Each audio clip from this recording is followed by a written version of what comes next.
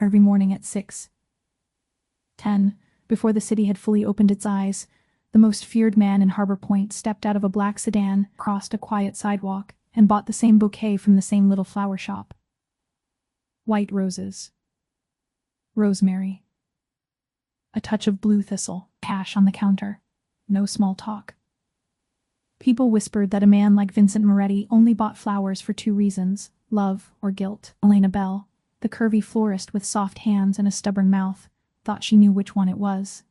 She was wrong. Flowers were not for a mistress. They were not even for the dead. They were for a promise he had made because of her, long before she ever learned his name. And before we go any further, if stories about feared men, buried promises, and women who changed the course of a life without even knowing it are your kind of story, make sure you subscribe. By daylight, Harbor Point looked like every other expensive East Coast city that had learned how to hide its scars behind polished glass. Cafes spilled onto corners. Men in wool coats barked into phones. Delivery trucks rattled over old brick streets. Church bells still cut through traffic if the wind was right.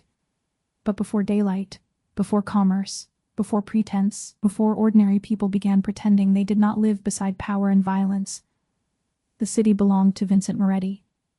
His men moved first, Dan idling too long on Mercer Street.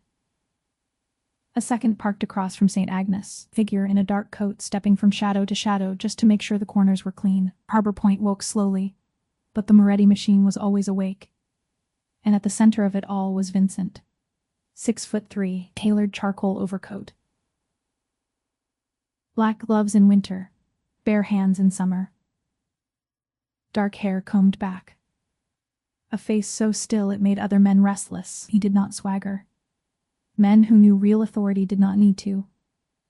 Every newspaper that ever dared print his name called him a businessman. Nobody in Harbor Point was stupid enough to believe it. Elena Bell believed in flowers. That was not the same thing as innocence. Elena knew what the city was. Her father had taught her young that flowers traveled everywhere life turned serious.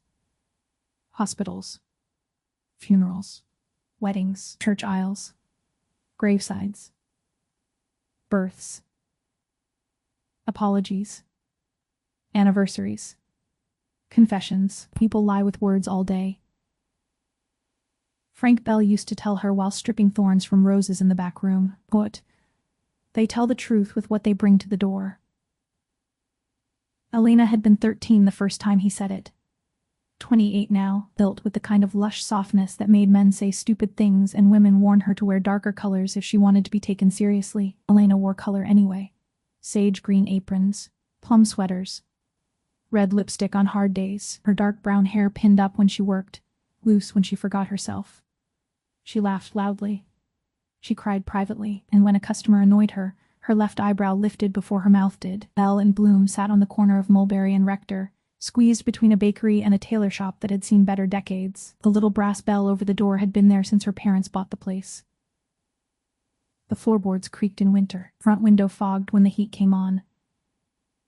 The refrigerator in the back made a mournful sound just before it needed kicking. It was not elegant, it was beloved. The first time Vincent Moretti walked in, Elena thought her heart had stopped for one full second. Not because she was dazzled, because every instinct in every living creature knew when a predator entered the room. The bell over the door gave a timid ring. A gust of cold air slid in with him. Two men remained outside on the sidewalk, broad-shouldered and alert, pretending to admire the bakery window. Vincent removed one glove finger by finger and looked at the flowers with a concentration so intense it seemed almost rude. Elena had stared at him one beat too long before remembering herself. "Shop's open," she said. His gaze lifted. It landed on her face, then her apron, then the arrangement table at her side. "Good," he said. His voice was deep, even, more tired than threatening. He approached the counter and set down a folded note. "I need 6 white roses," he said. 1 sprig of rosemary, blue thistle, brown paper, dark ribbon. Elena glanced at the note but did not touch it. "That a grocery list or a bouquet?" Something almost like surprise moved through his eyes. "A bouquet." "For what occasion?" For what occasion? He paused. Oh, that's not relevant. What is if you want me to make it well? His jaw shifted once. Elena, called Mrs. Monty from the bakery doorway next door, carrying a tray of sesame bread she had not been invited to deliver. You need the... She saw Vincent, stopped, lost all interest in sesame bread. The whole block seemed to hold its breath. Elena ignored it. White roses mean reverence, she said. Rosemary's remembrance. Blue thistle can mean endurance, protection, sometimes nobility, depending on how poetic the person paying is feeling. Though if you tell me what it's for, I can stop you from accidentally making a funeral bouquet look like a secret engagement. He looked at her for a long second. Then he said, remembrance. Off. Another pause, or a promise. Elena did not know why those two words changed the room, but they did. All right, she said more softly, and I'll make it as a promise. He watched her hands while she worked. Most men talked during arrangements. They told stories, overshared, flirted, fiddled with card displays, glanced at prices, checked their phones. Vincent did none of that. He stood motionless, as if held upright by discipline alone. Elena wrapped the stems in brown paper, tied them with a dark green ribbon, then set the bouquet on the counter between them. Oh, that'll be $32. He put down 100. She reached for the register. Keep it, he said. I'm not a charity. His eyes sharpened, or it was a charity. Then it was bad math. For the first time, the corner of his mouth threatened to move. Keep the change, he repeated. Elena slid $68 back across the counter. Come back tomorrow if you want to overspend again. He stared at the bills. Then at her. Then he did something that surprised her more than the arrival itself. He took the correct change. Tomorrow, he said, and left. He came back the next day, and the next, and the next. Always the same time. Always the same bouquet. Always cash. Always that strange expression. Like he was standing in a room full of ghosts only he could see. At first, Elena assumed it would stop after a week, then after a month, then after a holiday, then after whatever complicated private grief governed men like Vincent Moretti. It never stopped. By the 6th week, all of Mulberry Street had opinions. He's taking them to a buried wife, declared Mrs. Monty, who believed every man worth discussing had at least one hidden tragedy. He don't wear the face for a wife, said Mr. Angelo from the tailor shop. That's a mother's face. Maybe he's in love. Tessa Morgan said, leaning over the counter with a cinnamon bun and a grin. Tessa had been Elena's best friend since Catholic school, and treated danger like a rumor invented to spoil good gossip. Maybe there's some opera singer tucked away in a penthouse, and he visits her every dawn to apologize for being emotionally constipated. Elena snorted. That man does not apologize. He issues weather patterns. Tessa glanced toward the window. When you notice he only really looks at one thing in this shop? Elena kept trimming stems. The roses. Tessa's grin widened. Elena threw a carnation at her. But once the idea had been spoken aloud, it lingered in irritating ways. Not because Vincent flirted. He did not. He never leaned in. Never smiled to charm, never called her sweetheart or beautiful or darling the way lesser men did when they wanted a discount and mistook warmth for invitation. Anything. Vincent behaved as though flirting with her would be a kind of disrespect, which was somehow more unsettling. Their conversations remained brief at first. Same arrangement? She would ask. Yes, or a fresh ribbon or the darker green. The darker. Oh, you know flowers are allowed to evolve. Not this one.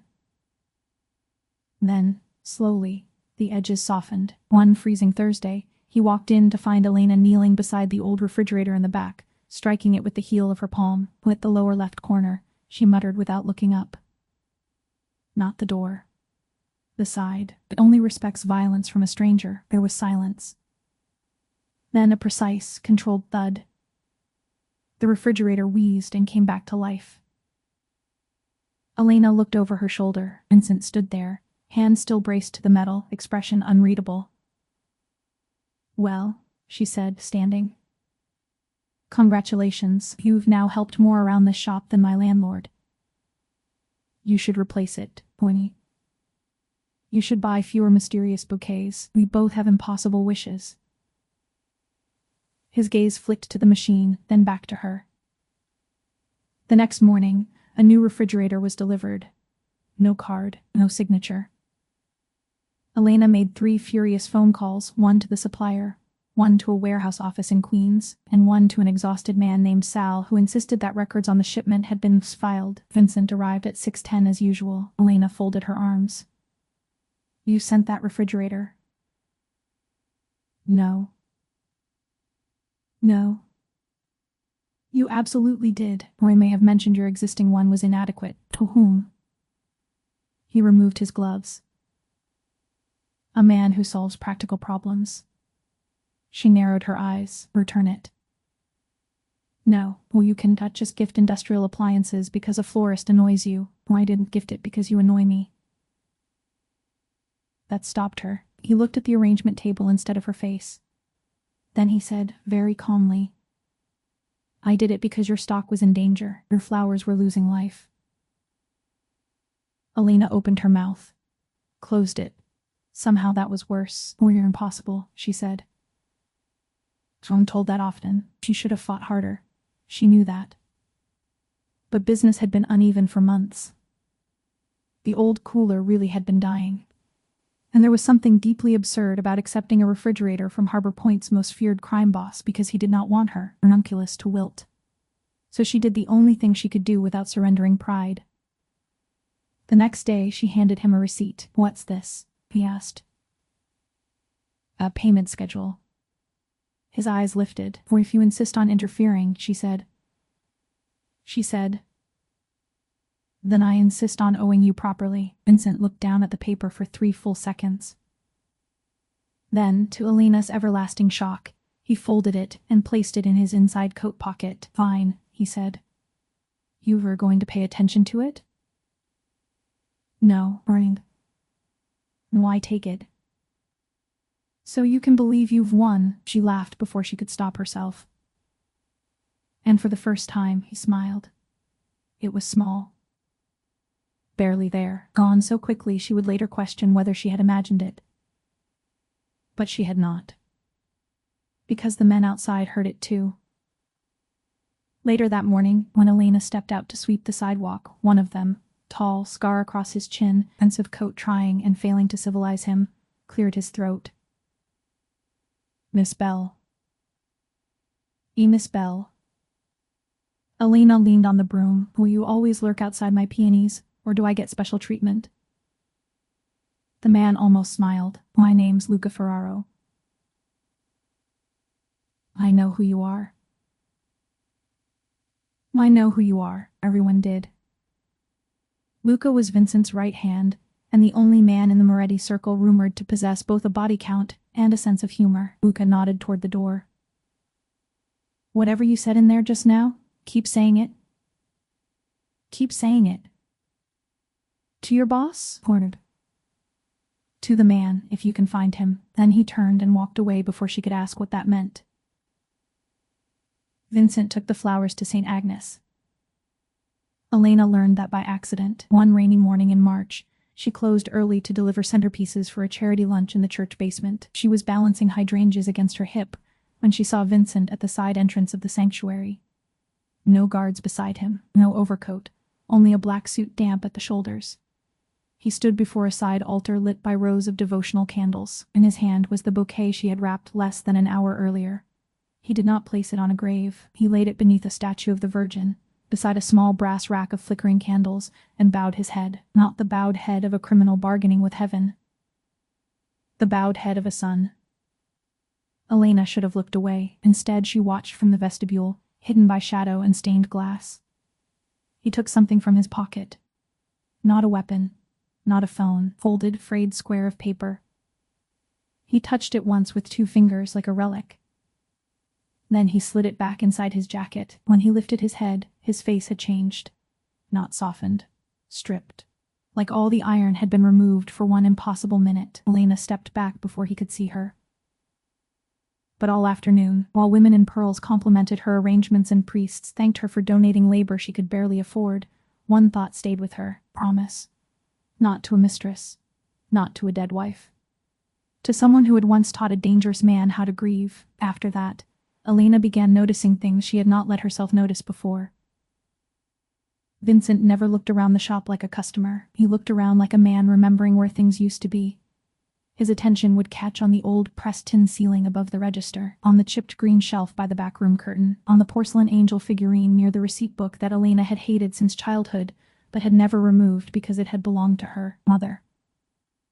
Once, when the rain swelled the wood in the rear hallway, and Elena had to shoulder the stockroom door open, Vincent said, without thinking, "Will you still need to lift before you pull?" Elena stopped with her hand on the knob. "What?" And he looked at the door as if it had betrayed him. "The frame sticks in wet weather," he said. "I know that. I'm the one who opens it." And his gaze shifted back to her. Calm. Controlled. "Then I suppose you already know the trick." She did not answer. Because she did know the trick. And because nobody who hadn't been in Bell and Bloom years ago should have known it too. That same afternoon, her father came down from the apartment above the shop. Frank Bell moved more slowly than he once had. Grief and arthritis had conspired over the years to round his shoulders and stiffen his hands.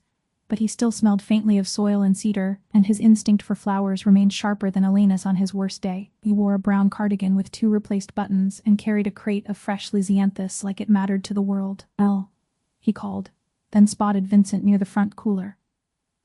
Frank went very still. Not frightened. Searching. Vincent inclined his head politely. "Mr. Bell." Frank set down the crate. "You know my name." Vincent's expression did not change. "Why make it a point to know the names of the people I do business with?"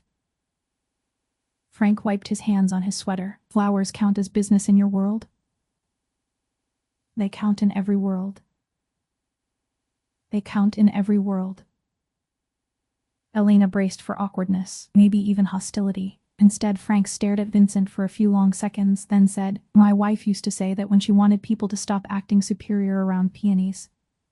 Something moved in Vincent's eyes, not surprise, recognition. It was gone before Elena could grab hold of it.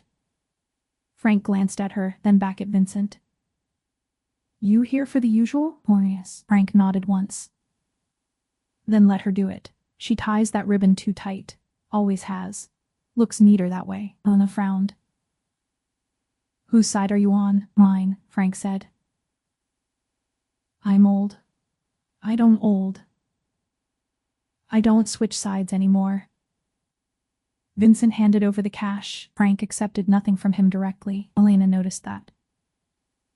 Vincent noticed it too. When he left, Frank watched the door long after the bell stopped ringing. "Well?" Elena asked. "Well, what?" "You had a face." "You had a face."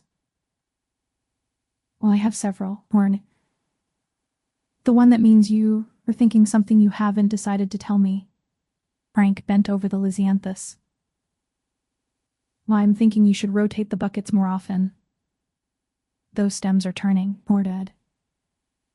He did not look up. "When I'm thinking men like Vincent Moretti don't build habits without a reason, horn of that.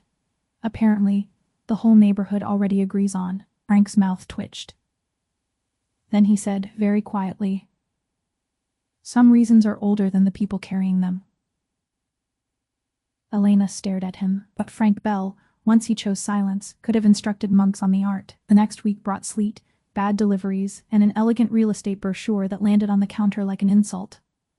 Alden Pierce Development, luxury renovation opportunities for legacy neighborhood properties. Elena took one look at the artist's rendering of her block transformed into glass storefronts and rooftop wine bars and nearly fed the brochure to a shredder. Tessa rescued it first.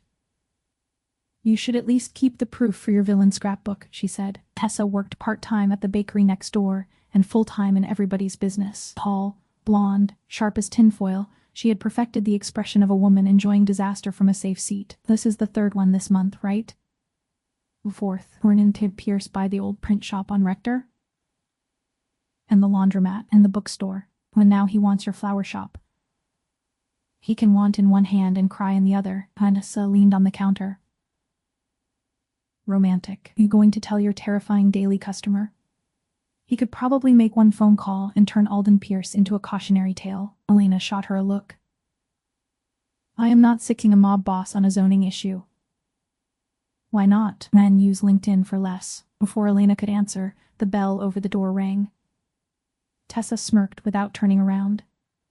Speak of the devil in cashmere. Plan. Vincent entered with Luca behind him this time.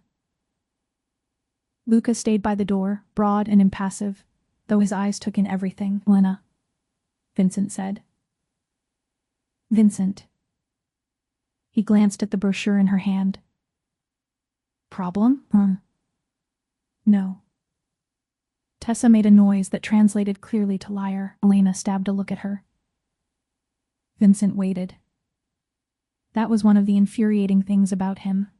He did not press. He simply stood there with patience so steady it made lying feel childish. Or it's nothing I can handle. Elena said. Oh, I didn't ask whether you could. Then what are you asking, Wirt? If it's a problem.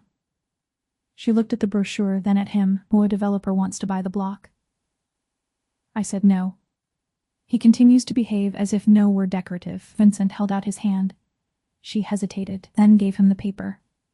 His eyes moved once over the page. Alden Pierce's logo. The gold serif font, fake earnest language about civic renewal. Vincent folded the brochure neatly and set it back on the counter.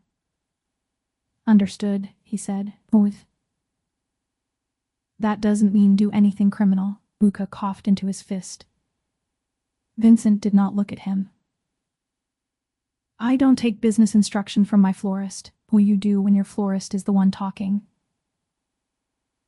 For one dangerous second, the air between them tightened, and Vincent said, Noted. He paid for the flowers.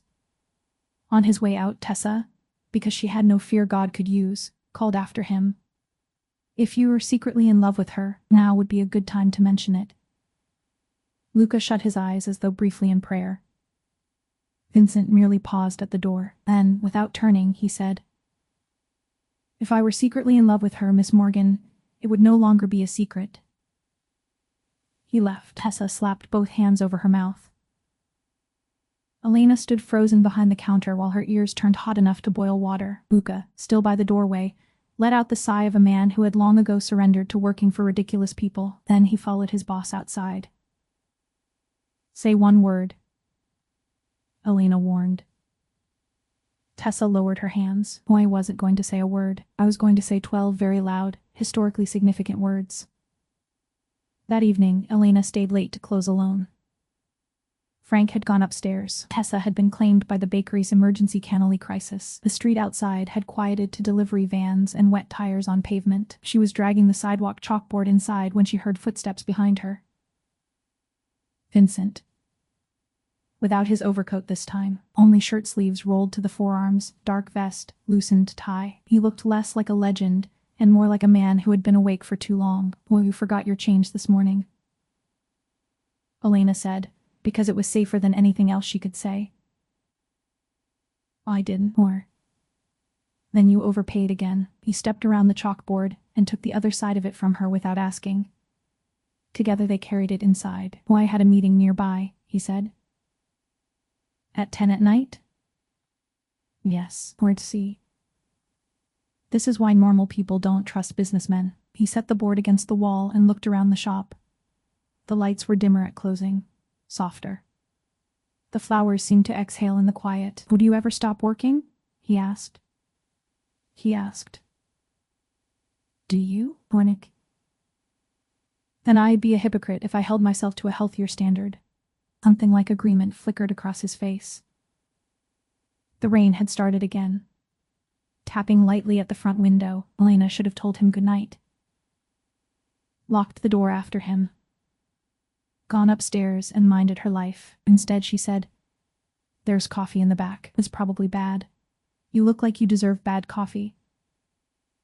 His gaze settled on her as though the invitation itself had weight. Is that how you treat all your customers? No, just the ones who buy devotional flowers like they are paying off heaven in installments. That earned the ghost of a smile. He followed her into the back room.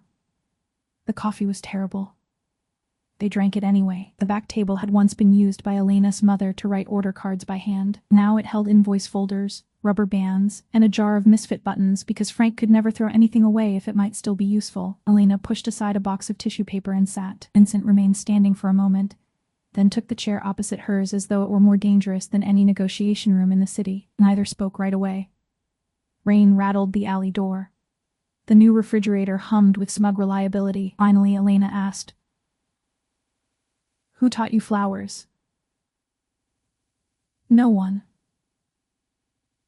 "You know too much for no one, and I know enough not to insult a florist by pretending tulips are roses." That's a low bar. When he turned the paper cup between his fingers, "My mother kept herbs on a fire escape. Basil. Rosemary. Once lavender. It died." Elena smiled. Lavender in a city apartment is optimism bordering on performance art. She liked trying, or you were close. He looked at the coffee instead of her. Yes. Something in the single syllable made Elena set aside her next joke. "Or she's gone? Oh, I'm sorry." He nodded once. "It was a long time ago. Long time doesn't mean finished." His eyes lifted. That look again, like she had reached a locked room by accident. "No," he said. "It doesn't." She wrapped both hands around her cup. "My mom died 8 years ago, sudden aneurysm.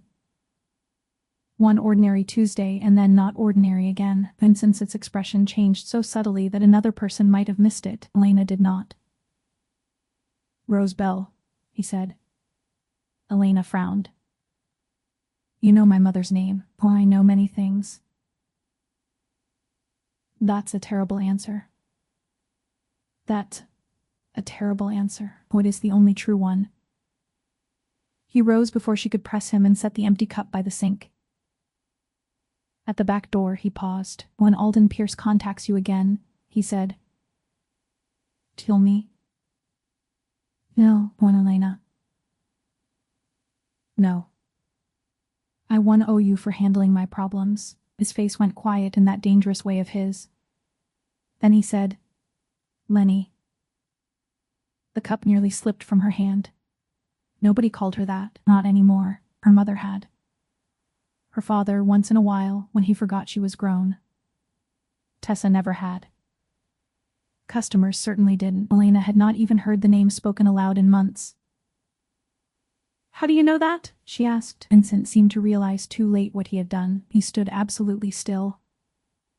Then, without answering, he opened the door and walked out into the rain. Elena did not sleep that night. The next morning she was tired, irritated, and irrationally offended by chrysanthemums. Vincent came in at 6:10. She did not greet him. She built the bouquet with more force than necessary. Snipped stems. Tied ribbon.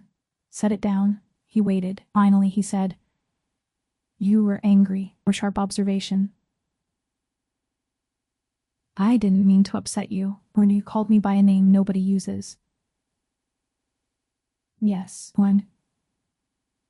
"You know my mother's name. My father's habits. My backroom door. The exact phrase my mother used to bully people into respecting flowers. Though either you have someone following my family around for reasons I'm going to hate, or you know me from before I know you. Which is it?" The silence that followed was not empty. It was loaded. Deliberate. Vincent looked at the bouquet. Not at her, and he said, "Not today." Elena laughed once, sharp and incredulous. "That is also a terrible answer." "It's a safer one." "For who?" "For who?" His eyes lifted to hers. "For you, that did it." She shoved the bouquet back across the counter toward him. "Take your flowers and go pray to your mysteries somewhere else." He did not move for a beat. Then he picked up the bouquet, laid exact change on the counter, and left. No extra cash. No pause. No almost smile. The absence sat in the shop like an open door in winter. By noon, Elena hated herself for it. By 3, she hated him again. By closing, she was simply tired. Father Mateo found her that way the next day, shoulders bent over funeral lilies.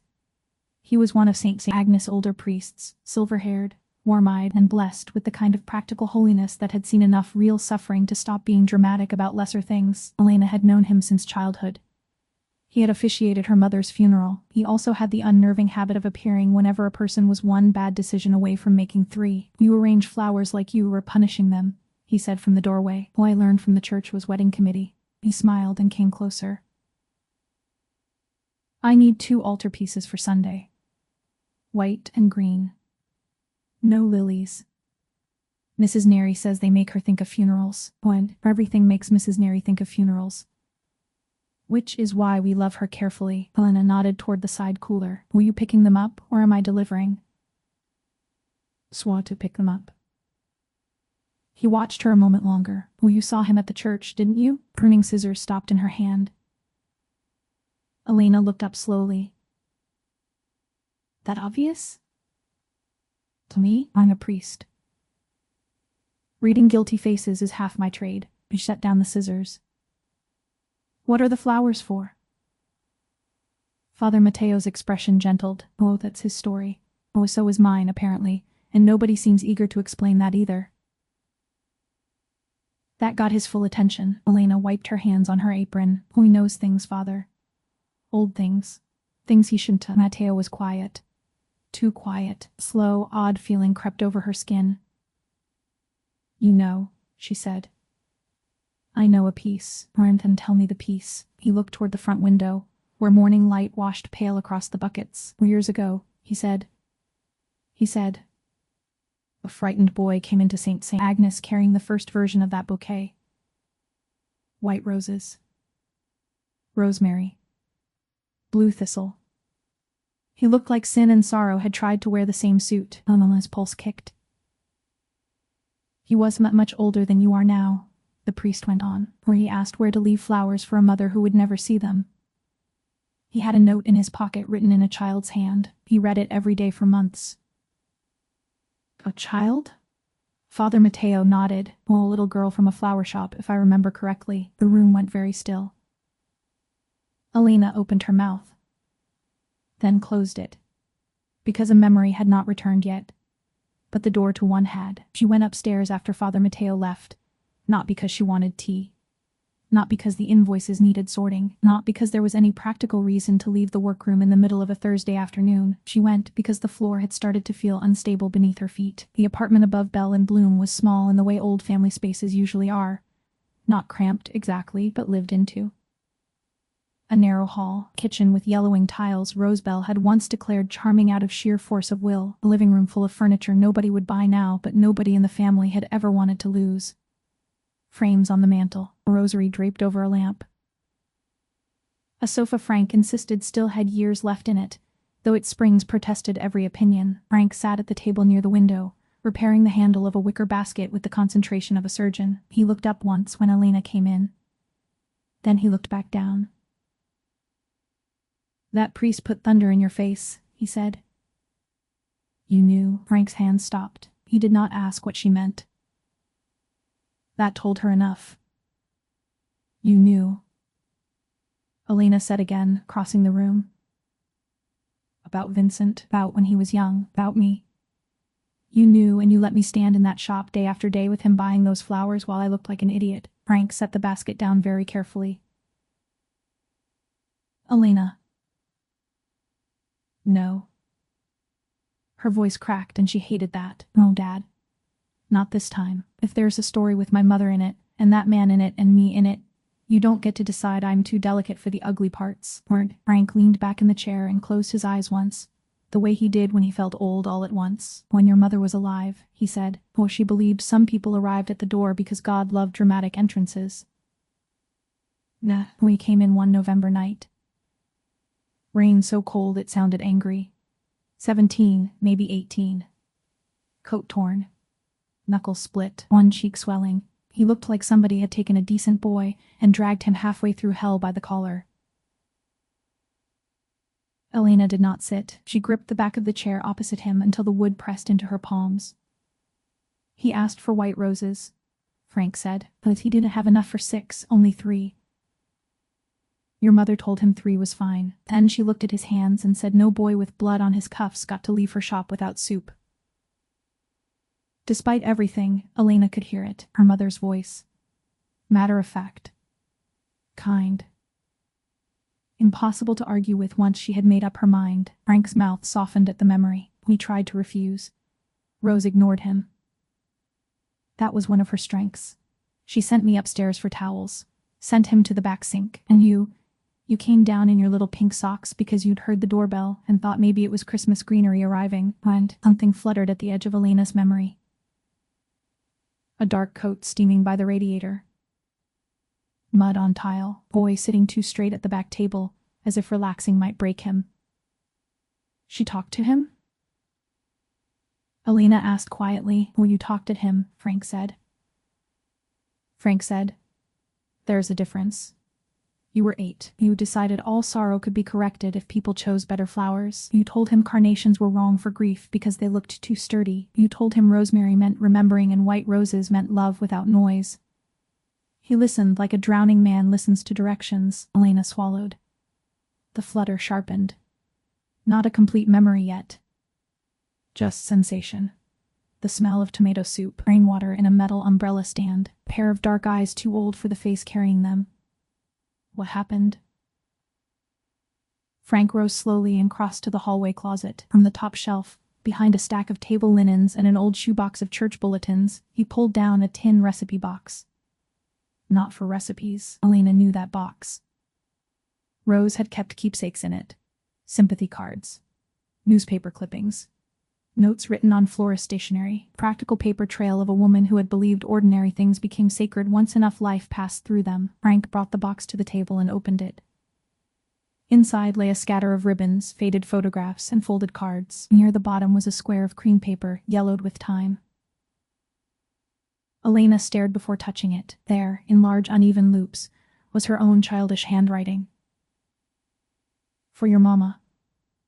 The flowers mean you remember her. Bring her the same ones until it hurts less. If it never hurts less, you can still bring them. Love, Leanie from the flower shop. Elena sat down without meaning to. The room tilted. Oh my God. Frank lowered himself into the chair across from her. You insisted he needed a proper card.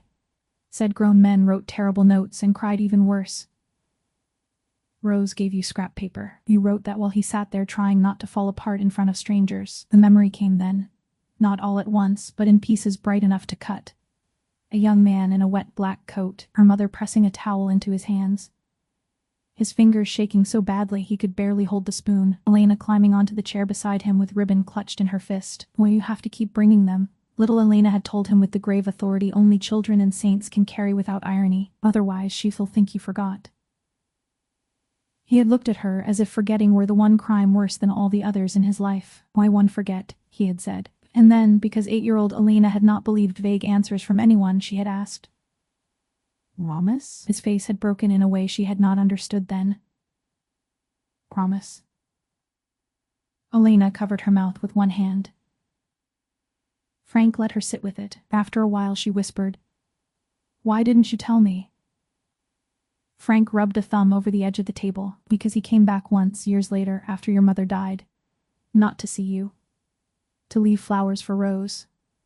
Same mix he bought now. He told me he kept the note. Told me your mother had been the last person to look at him before he became his father's son and say, we don't have to be the worst thing around you. Elena shut her eyes. Or mother could do that to people, Frank said. Make them believe they still had some decent corner left to save. She laughed softly through the sting in her throat. Or she did it to stray cats, tax auditors, and Tessa Morgan in the 8th grade. Frank's smile showed briefly, then faded. Or he asked me not to tell you unless he did first. Said if he was ever going to speak on it, he wanted to do it as himself, not as a ghost carrying other people's kindness. Elena looked down at the note again. The loops of her handwriting, the ridiculous certainty of a child. If it never hurts less, you can still bring them. He kept it, she said. Frank nodded. Oh, he still has it. Oh, yes. Yes. He's been buying those flowers because of me. And because of your mother too, Frank said gently. Well. And because, for one night, in one little flower shop, he was allowed to be young and heartbroken instead of dangerous, and remember where they were first shown mercy. Elena stared at the note until the words blurred, then anger came back. Not at Vincent this time, but at the enormous foolishness of his silence. He should have told me, Agnes. Yes, Frank said, and I should not have shoved the bouquet at his chest like a lunatic. Also yes, She laughed wetly. Are you helping? Trying. Failing some, Elena looked toward the window. Down to the street, to the shop below where buckets waited and stems needed stripping, and life went on no matter what old promises rose from the floorboards. What happened to him? She asked. Well, back then. Frank took time before answering. His mother, Sophia Moretti, used to come in sometimes for herbs, quiet woman. Beautiful in a tired way. She had bruises, she explained badly. Rose never believed her. One week Sophia stopped coming, then that boy came in. We didn't need details to know grief had already explained enough. And after, Frank said. He became Vincent Moretti. Which means life made several terrible decisions in a row. Elena stood so abruptly the chair legs scraped. Where are you going? Frank asked. To find him, Frank looked at the clock. It's nearly 6. Where he comes at 6:10. Maybe not if he thinks you'll throw a hydrangea at his head, Then I'll go to the church. Frank watched her reach the hall closet for her coat. Elena. She turned. He looked older than he had an hour earlier. But proud too. Or mother would have told you 2 things, he said. First, don't let a man hide behind tragedy if he's using it to avoid honesty. Second, don't make him beg for mercy if he already showed up carrying it in his hands. Elena's throat tightened. She always was efficient. She hated repetition. Elena tucked the note into her coat pocket. I am bringing this back, Frank nodded. I know. She did not find Vincent at the shop the next morning. 6:10 came and went. No black sedan. No shadow at the frosted glass. No quiet voice asking for the same arrangement. At 6:18 Elena was annoyed. At 6:25, worried. At 6:40, furious that worry had arrived so quickly. Tessa found her rewrapping ribbon she had already cut. You look like somebody canceled Christmas and blamed you personally, or he didn't come. Tessa blinked. The Sunrise mobster? Yes. And we are upset because... Elena lifted the note from her apron pocket. By the time Tessa finished reading, she was leaning against the counter with both hands over her heart like a woman on the edge of religious conversion. No. Tessa said softly. Yes. Oh no. Yes. Tessa looked up. He kept this for 20 years, apparently. And he recognized you?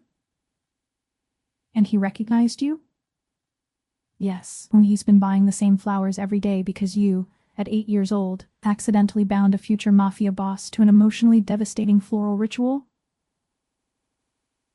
Elena pointed a stem at her. This is not the moment to enjoy yourself. I'm not enjoying myself. I'm witnessing poetry with organized crime undertones. The bell rang then. Both women straightened. But it was only Luca.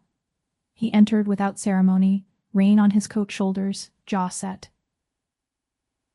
Elena whined. Her heart thudded unpleasantly. Where is he? Luca glanced at Tessa, then back to Elena. Boozy. That's not an answer, or it's the one I'm giving.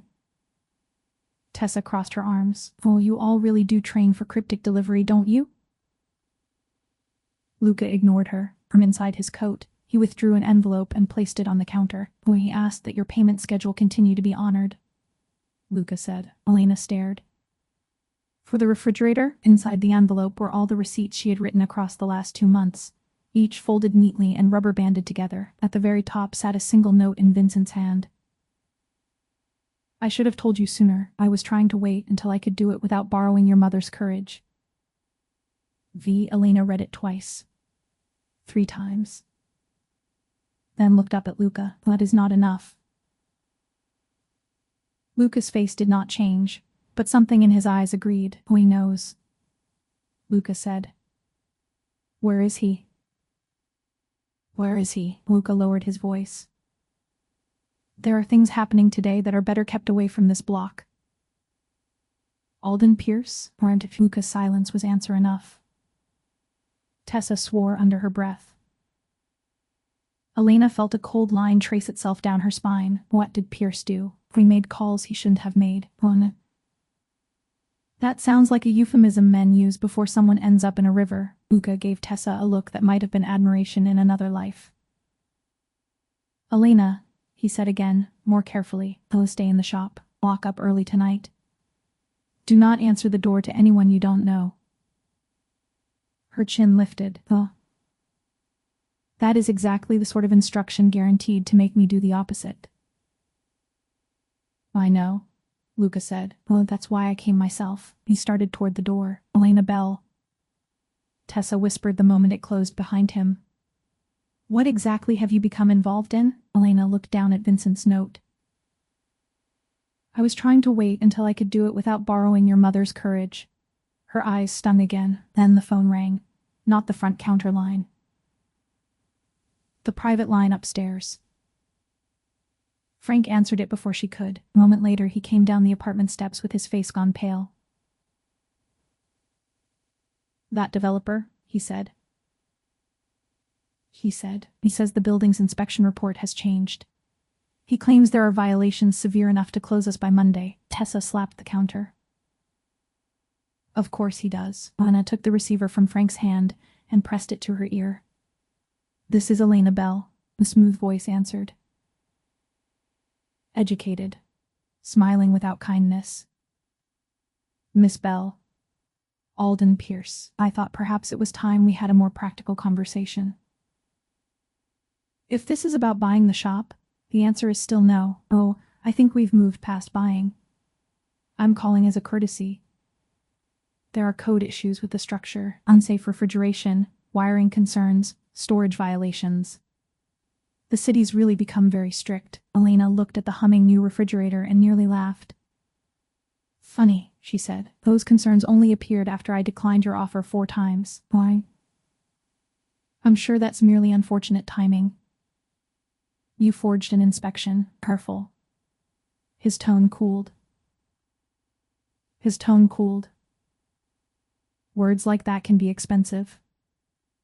So can bribery. When a beat, then silk over steel. You may find, Miss Bell, that some streets no longer belong to sentimental shopkeepers. I'm now, and I can still make this easy for your father. Elena's grip tightened. Stay away from my father, Orne. Then be sensible. The line clicked dead. Frank had heard enough from her side to understand the shape of it. He's pushing because of Moretti, he said quietly. Elena turned. What? Frank rubbed a hand over his mouth. Rose used to say greed gets braver when it thinks stronger men are distracted. Pierce picked this week. He believes Vincent's busy elsewhere. Tessa leaned in, which means if we had access to Vincent, we would perhaps mention that a smug real estate ghoul is threatening a family flower shop. And Elena looked at Luca's envelope. Looked at the street. Made her decision. Mine are going out, she said. Frank straightened. Absolutely not. Dad, I know that look. It's your mother's look when she had decided to do something brave and irritating, Orne. Then you know arguing won't help, true? Tessa said. But I'm coming. You were not, or I am. We're marching into the orbit of Harbor Point's organized crime aristocracy on unresolved romantic business and a property dispute. I will not miss that on principle. Frank pointed at both of them. Nobody is marching anywhere without Luca knowing, Father Matteo praying, and someone taking pepper spray. 30 minutes later, Elena sat in the back of Tessa's dented hatchback outside Moretti Imports, waterfront warehouse office everyone in Harbor Point pretended was nothing more than a shipping business. The building looked exactly like the kind of place law-abiding citizens should avoid. Brick. Narrow windows. Men at the loading dock wearing dark coats and expressions from which all childhood joy had been professionally removed. Tessa cut the engine. Well, she said. This is either courageous or the beginning of a true crime podcast. Anna stared at the entrance. I hate that I'm doing this. No, you don't. You hate that your hair's frizzing while you do it. That was fair. They got out. 3 men noticed immediately. One spoke into an earpiece. Another stepped forward. Then Luca emerged from the side door like a problem made flesh. He stopped when he saw Elena, and he looked at Tessa and seemed to recalculate the day's burdens. I said stay in the shop, and I heard you, Elena said, then rejected the advice. Wuss, Luca said dryly. You seem committed to that pattern. I need to see Vincent. Oh, he's unavailable. He's unavailable, or am I? But here we both are. Luca's jaw worked once. Then his gaze dropped to the note in her hand. Recognition flashed there. We gave you that. He left it instead of himself. Which, for him, was progress. Elena stepped closer. Luca, I am not here to make his life harder. I'm here because he should not be facing whatever this is while believing I still think he's some manipulative liar buying grief wholesale. Like, that landed. Luca glanced toward the warehouse. Then back at her. Pierce made an alliance play he doesn't understand, he said quietly. A shipping corridor. Council votes. Bad money dressed as development. Vincent's handling it, trembling. Tessa muttered.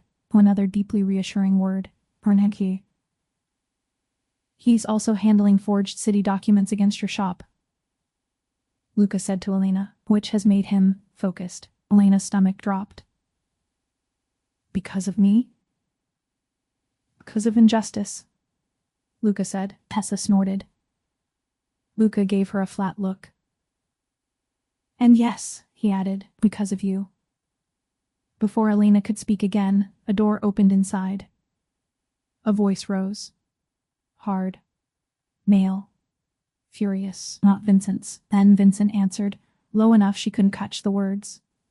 But every man near the entrance straightened anyway. Luca exhaled through his nose. Or you shouldn't be here when he comes out.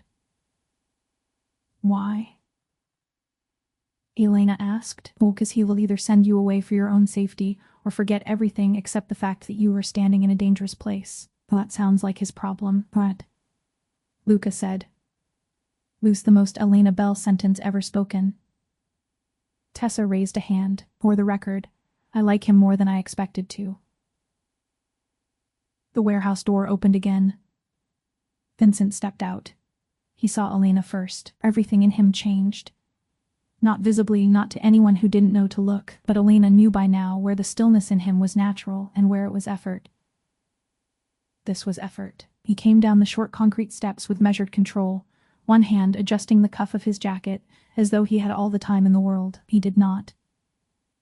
There was blood on his knuckles. Fresh. Not much. But enough. Elena, he said. Vincent. His eyes moved to Tessa. Then Luca. Then back to Elena. Why are you here? She held up the folded note. Because this is not a conversation, it's a coward's bookmark. One of the guards by the loading dock made the unwise choice to breathe too loudly. Luca gave him a look that nearly knocked the air back out of him. Vincent descended the final step. Up close. He looked tired in the deep way. Fatigue layered over restraint. Restraint layered over fury. Well, you shouldn't be here, he said. And you shouldn't have decided for me what I could handle. Elena. And She stepped closer. No, you don't get to use my mother as a shield and my childhood note as a private religion and then disappear the one day I actually know what's happening. Tessa muttered. That's my girl. Under her breath, Vincent's jaw tightened. For a moment, Elena thought he would send her away, order Luca to drive her back to the shop. Retreat behind that cold, polished wall he had spent a lifetime building. Instead, he said, very quietly, "You remembered?" "Not at first. Then my father showed me the note when..." She pulled it from her coat pocket. "This one, when..." His gaze dropped to the paper in her hand.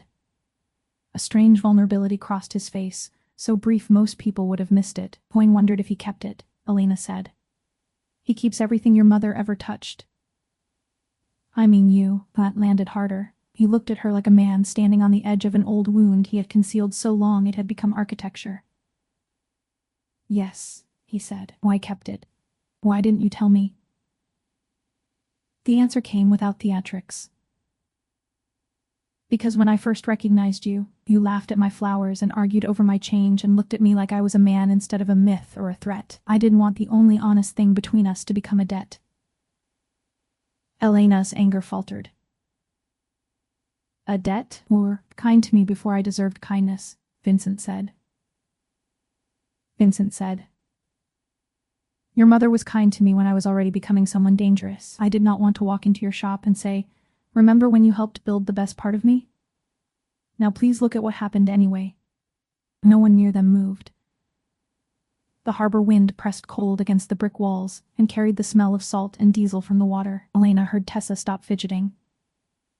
Heard Luca pretend not to listen with all the concentration of a professional spy at church, and so instead. Elena said softly, "You let me think you were a mystery out of bad fiction, one with expensive coats." Tessa added helpfully. Vincent's mouth nearly moved. Elena saw it. So did Luca. "You could have trusted me," Elena said. He took a breath. Hoy was trying to become someone trust could survive. She looked at the blood on his knuckles.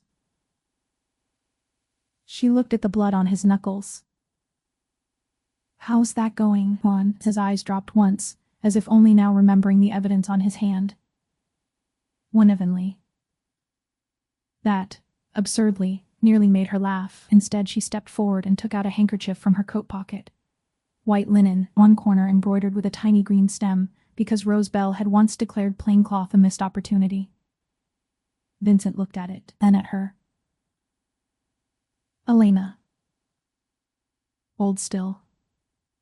He did. She took his hand, not gently, but carefully enough, and dabbed the blood from his knuckles. The skin was split across 2 fingers. Nothing catastrophic. Nothing clean either. "You punch developers often?" she asked. A sound escaped Luca that might have been a cough or the memory of a laugh. Vincent said, "Not often, or just on special occasions, or just when negotiation disappoints me." Tessa looked scandalized and delighted in equal measure. I knew commercial real estate would eventually get romantic. Elena finished cleaning his hand and looked up at him. "We don't get to shut me out because you are afraid gratitude will spoil the truth. I'm not 8 anymore." "Oh no," he said. "You were worse. Thank you." I didn't intend it as praise. "Well, we should have." "I'm taking it that way." Something in Vincent finally gave way. Not the hardness, not the authority. Just the relentless distance. He exhaled once, long and tired, and touched the folded note still in her hand with the back of one finger. "I came back years later for your mother's funeral," he said. "I stood in the church and watched half the city grieve a woman who had never wanted power, only purpose. I wanted to speak to you then. You were crying in your father's coat because yours was too thin for winter. I thought if I crossed that aisle, I would bring all the darkness in my life into the center of yours. So I left flowers instead." Elena's throat tightened again. "I saw you once after that," he continued. "At 19. Outside the shop, you were yelling at a delivery driver twice your size because he'd crushed your dahlias. I remember thinking your mother would have been proud. I also remember 3 men in a parked car across the street waiting on my instruction to ruin someone. I decided you were safer not knowing me. And then? And then years passed. And then years passed. I built what I built. Buried who I buried. Lost the parts of myself I had no right to lose. His gaze held hers now, steady and stripped of its usual armor. And one morning I walked into Belle and Bloom for flowers and found the little girl with the ribbon grown into a woman who still refused my bad math. Vanessa put a fist to her mouth. I swear I'm going to scream later, Luca said, without looking at her. Please schedule it after the crisis. Elena almost smiled. Almost. Then she said, Pierce called my father. Threatened to close the shop. Vincent's face cooled instantly. Yes, and Luca told me you were handling it. Yes, I don't want you burning the city down on my behalf. That earned her a look. I was not planning to burn the city down. Just one dock? Tessa suggested. Luca pinched the bridge of his nose. Vincent ignored them both. Pierce bribed 2 inspectors, 1 deputy clerk, and a councilman with ambitions larger than his spine. He tried to pressure your father into a sale by creating regulatory problems that do not exist. He also made the mistake of involving one of my shipping routes to launder leverage through a civic project. Elena blinked. That was almost respectable until the laundering part. It is no longer respectable, Vincent said. It is now stupid. And what does stupid get in your world? Vincent's gaze shifted briefly toward the warehouse behind him, where the earlier raised voices had gone quiet in the way storms do when they choose new directions. Consequences, he said. Elena took that in, then she squared her shoulders. Good. Then I'm coming with you. 4 men objected at once. No, said Vincent. Absolutely not, said Luca. Probably not, said Tessa, though less convincingly. Rear God, said a guard Elena had not formally met. Elena ignored all of them. If Pierce threatened my family and forged documents against my shop, then I want to look him in the face when he learns Belle and Bloom is not for sale. Vincent's expression went flat with warning. This is not a florist's dispute now. It became one when he used my father's name. That is exactly why you should be nowhere near it. And that is exactly why I'm not hiding in my shop while men decide my life in rooms I'm not invited into. For a second, real heat flashed between them. Luca looked toward the river as if wondering whether a plunge would simplify his afternoon. Then Vincent said, very low, Elena, if you stand beside me in there, no one in that room will misunderstand what you mean to me. The world seemed to hold still around the sentence. Even Tessa went silent. Elena's heart kicked once, hard enough to hurt. Maybe, she said. This time they didn't. Some decision settled behind Vincent's eyes. He looked at Luca. Double the front detail. Paris and Nolan stay with Miss Morgan. No one moves Pierce until I say. Luca nodded at once. Tessa blinked. Wait, I get bodyguards? We get walls, Luca said. We've always wanted staff. Vincent offered Elena his hand, not as a command. As a choice. She looked at it only a moment before taking it. His fingers closed around hers. Warm. Steady. Very real. Together they went inside. The conference room on the 2nd floor of Moretti Imports looked disappointingly normal for a place where men decided fates. Long mahogany table, water glasses. Leather chairs. Floor-to-ceiling windows facing gray water and cranes in the harbor. Respectable, expensive, and sanitized enough to make the danger inside it feel even more deliberate. Alden Pierce stood near the far end of the table in a navy suit that had probably cost more than Elena's monthly rent. Clean silver hair, smooth features. The confident smile of a man who had mistaken polished manners for invincibility. 3 other men sat or stood nearby. Legal counsel, perhaps, or civic parasites, all of them wearing the look of people who had not expected a flower shop owner to enter the room hand in hand with Vincent Moretti. Pierce's expression cracked first. Only for a second. But Elena enjoyed it thoroughly. Miss Belle, he said, this is unexpected. I imagine disappointment is becoming a theme for you. Pierce recovered his smile. I had hoped to keep neighborhood matters separate from industrial negotiations. Vincent released Elena's hand only when they reached the table. He pulled out the chair beside his own and waited. Elena sat. A public act. An unmistakable one. Every eye in the room registered it. Pierce registered it most of all. Vincent remained standing. We used forged city paperwork to threaten a private business under my protection, he said. Pierce spread his hands. Protection is such an old-fashioned term. It remains useful, were you? You were overstating this. Amusement touched Vincent's voice, but none reached his eyes. Am I? Luca entered then, laid a folder on the table, and stepped back against the wall. Vincent opened the file with calm precision. Inside were copies of the falsified inspection notices, bank transfers, photographs of Pierce with the deputy clerk, and what looked like an email chain from a councilman whose career, Elena suspected, was about to become a memory. Pierce's counsel lunged for composure. Whatever documents you believe you have. Vincent slid one page across the table with 2 fingers. I believe I have enough. Elena watched Pierce's eyes move over the evidence. The smile thinned, then vanished. This is extortion, Pierce said. Oh no. Elena answered before Vincent could. Oh, that was the part where you threatened my father and tried to steal our building with fake safety violations. This is the part where you discover not everyone on the block is smaller than you. One of the men at the far end lowered his gaze to the table, perhaps rethinking every civic friendship he had cultivated that year. Pierce turned to her. Miss Bell, I am prepared to make a generous offer. She cut him off. Boyd rather compost the deed. Luca coughed once, looking straight ahead. Tension flickered at the corner of Vincent's mouth. Pierce tried another angle. Well, you don't understand the scale of what's happening in this district. Revitalization is inevitable. Elena leaned forward, then revitalize someplace that asked. Vincent closed the folder. Here is what happens next, he said. We will withdraw every complaint against Bell and Bloom. The deputy clerk will issue a correction before noon tomorrow. The inspectors you bribed will resign by Friday, or explain themselves to internal affairs with material I am willing to share. You will remove every pending purchase pressure from Mulberry and Rector. And you will never again use Miss Bell's family shop or block as leverage in any negotiation. Pierce lifted his chin, trying to recover altitude. Or what? The room went silent.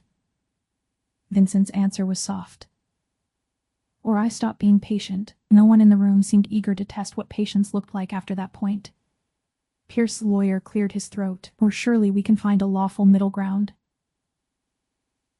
Lawful would have been an excellent place to start, Vincent said. Elena looked at Pierce, and saw the moment it finally settled on him.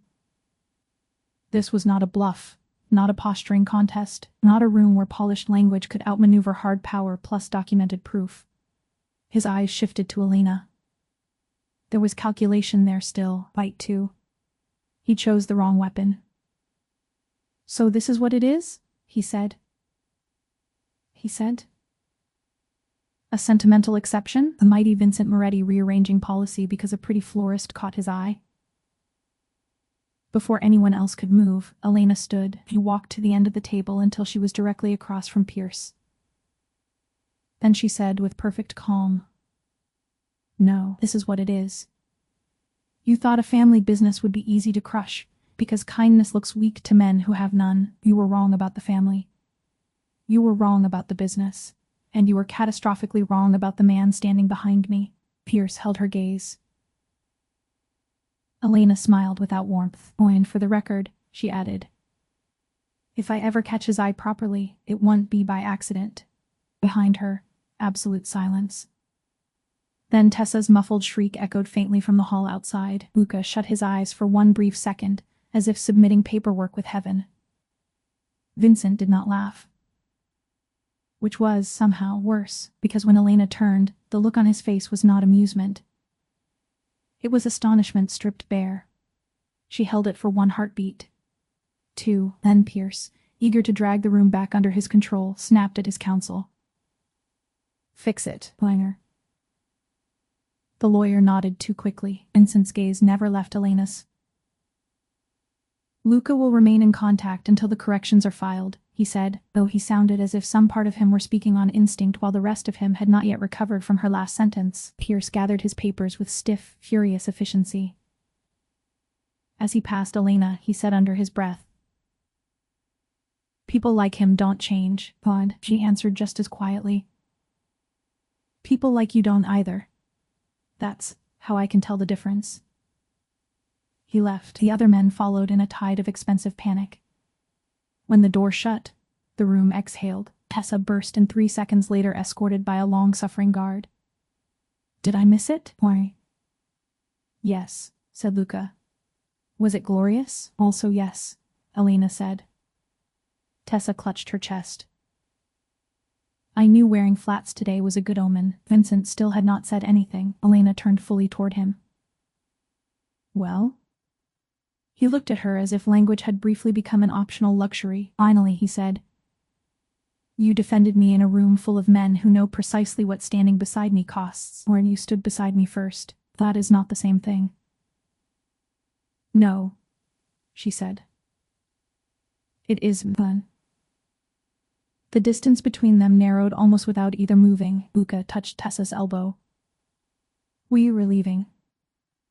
Tessa planted her feet. "Oh, absolutely not." "You are. You are." "I am emotionally invested." "Well, you can be emotionally invested in the hallway." To Elena's astonishment, Luca physically guided Tessa out by the arm while she protested with theatrical outrage and tried to twist around for a better view. The guard shut the door behind them. At last, only Elena and Vincent remained. The room felt larger then, and more dangerous, not because of violence. Because truth, once it had broken containment, wanted more room than lies ever did. "Elena," Vincent said, "don't apologize again." "I wasn't going to." "I wasn't going to." "Good. I'm tired of efficient men misusing regret." That almost drew a smile. He stepped toward her, low enough to stop if she wished. Close enough that she could see the faint silver at one temple she had never noticed before. "Oh, I have spent years building distance around everything that mattered," he said. "It kept people alive. Sometimes it kept me alive. I told myself that if I kept you outside it, then at least one beautiful thing in my life might remain untouched." Elena's eyes stung. "Vincent, what? That was arrogance dressed as protection," he said. "You should have had the choice. You should have had the choice." "Yes, but if there is still a choice to offer." He stopped, as though the next words mattered enough to deserve care. "Or then I am asking plainly this time. Not because of your mother. Not because of a promise made to a child. Because of you. The woman in the shop, the woman in this room, the one who argues with me, insults my suits, and makes me remember I was once capable of wanting gentleness without believing it would be punished." And then his breath caught. "Stay in my life," he said. "Know it as it is, know me as I am, and if that is too much, I will still spend the rest of my days grateful you ever handed a grieving boy a note and called it instruction or a beat." She could not speak. Then she said the only true thing first. "You really do talk like a man who's spent years thinking in cathedrals." But that made him laugh. A real laugh this time. Low, brief, startled out of him. It changed his whole face. Elena smiled despite herself. Then she stepped into him, took hold of his lapels, and kissed him before he could retreat into philosophy again. He froze, only for a fraction of a second. Then one hand came to her waist, and the other to the back of her neck with such contained care it nearly ruined her. The kiss deepened. Not wild, not careless, but long with all the things they had not said in time. When they parted, foreheads nearly touching, Vincent closed his eyes once. "I had not planned for that." Clearly. Elena said softly. "Do it again, right?" She laughed against his mouth. That sounded dangerously like an order. "Or a request, then. Much better." She kissed him again anyway. By the following week, the city corrections had arrived. Bell and Bloom had no code violations. The complaint file had been entered in error. 2 inspectors resigned for personal reasons no one believed. Alden Pierce withdrew his purchase interests from Mulberry and Rector, and was suddenly the subject of several deeply inconvenient civic inquiries. Harbor Point moved on the way cities do, publicly indifferent, privately ravenous for the story. The story, of course, reached the block before the ink dried. Mrs. Conti cried in the bakery doorway when she heard Bell and Bloom was safe, then immediately began crying harder when she heard Vincent Moretti had personally escorted Elena into a private meeting and left with lipstick on his mouth. Mr. D'Angelo claimed he had known from day one. No one believed him. Father Matteo lit 2 candles and said nothing, which was priest code for I absolutely knew this would happen and chose holiness over gossip. Frank Bell listened to the entire account in the apartment kitchen, then looked at Elena over his coffee and said, "Your mother would have approved of the part where you embarrassed a developer." "Just that part?" Elena asked. Frank glanced at the bruising on Vincent's healing knuckles and said, "I am still evaluating the rest." Vincent, to his credit, accepted the scrutiny like a man being inspected for root rot. He came to dinner 3 nights later carrying bread, wine, and the uncomfortable posture of a warlord entering a grandmother's kitchen. Frank made him sit. Tessa invited herself. Luca arrived only to retrieve Vincent, and somehow stayed through dessert because Tessa announced nobody with that much unspoken commentary should be denied pie. By 8:30, Luca was in an argument with Tessa about whether cannoli counted as breakfast if a person had not slept yet. By 9, Frank had told Vincent 3 stories about Rose Bell that made him quiet, and one about Elena at 11 chasing a pigeon out of the shop with a broom, while screaming about pedal theft. By 9:15, Elena realized with mild terror that the most dangerous men in Harbor Point were becoming regulars, and somehow, Bell and Bloom survived the addition beautifully. Vincent still came every morning at 6:10. Only now he stayed. Sometimes for coffee, sometimes to carry heavy buckets Elena refused to admit she struggled with, sometimes to stand at the arrangement table while she taught him the difference between stock, snapdragons, and delphinium, though she suspected he already knew more than he admitted just to hear her explain it. He still bought the same bouquet. White roses. Rosemary, blue thistle. Brown paper.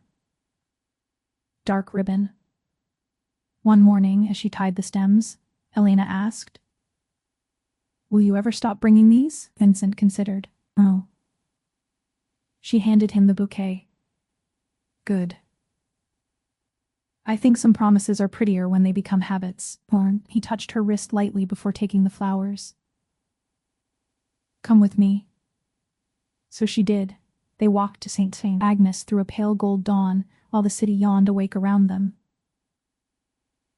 At the side altar, he placed the bouquet beneath the candles, and, instead of stepping back alone the way he always had, he stayed beside her. "For Sophia," he said quietly. Elena nodded. "Born for Rose." Her throat tightened. "She'd like that." "And," he added, looking at the flickering candles, or the little girl who gave a grieving boy instructions and expected him to follow them forever. Elena smiled through the ache in her chest. "She was bossy. She saved my life, right?" She turned to look at him. "My mother helped save your life." He met her gaze. "Yes. But the promise? That was you." Outside, church bells began to ring. The sound rolled over Harbor Point, over brick and water and polished towers, over old streets people like Alden Pierce kept trying to rename with money. Vincent took Elena's hand. This time there was no secrecy in it. No caution. No need. Word spread, as word always does. About the boss and the florist. About the flowers. About the girl who had once handed a broken boy a note and grown into the only woman in the city unafraid to tell Vincent Moretti when he was being ridiculous. People embroidered the story, of course. Made it larger, darker, softer, stranger. That happens whenever love has to cross a city built on rumor. But on Mulberry Street, the truth remained simple enough. Every morning, the bell over Bell and Bloom's door rang at 6:10. The same man entered. The same woman looked up. Sometimes she was already smiling. Sometimes she made him earn it. Always he bought the same flowers. And if anyone asked Elena Bell why the feared Vincent Moretti kept returning to that little shop day after day, she would only tilt her head, tie the ribbon tighter than necessary, and say, Because some promises don't end. They just learn how to bloom.